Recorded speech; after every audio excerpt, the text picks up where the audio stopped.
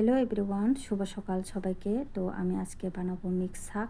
এটা শরীরের জন্য খুবই উপকারী। তো আমি প্রথমে নিয়ে নিয়েছি ছাজনা পাতা, তারপর কচু পাতা, লাউ পাতা, কুমড়ো পাতা, তারপর নিয়ে নিয়েছি কয়েকটা গন্ধমাদালি পাতা, তারপর 2টা শিউলি পাতা নিয়েছি। তো পাতাগুলি হচ্ছে ভালো করে ধুয়ে এখন কুচি কুচি করে কেটে নিয়েছি।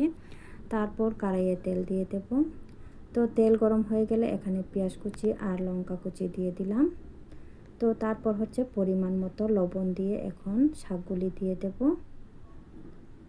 তো এই রকম করে আমি প্রায়ই এই শাকটা বানিয়ে খাই। এটা পেটের জন্য খুবই উপকারী। তো এবার হচ্ছে নাড়াচাড়া দিয়ে আমি এটাকে ঢাকনা দিয়ে দেব। তো এইভাবে হচ্ছে আমি শাকটা বানিয়ে নেব। তো শাকটা হয়ে গেছে, এবার নামিয়ে নিলাম। তো আজকের জন্য ভিডিওটা এই পর্যন্তই। সবাই ভালো থেকো, সুস্থ থেকো। সবাইকে টাটা।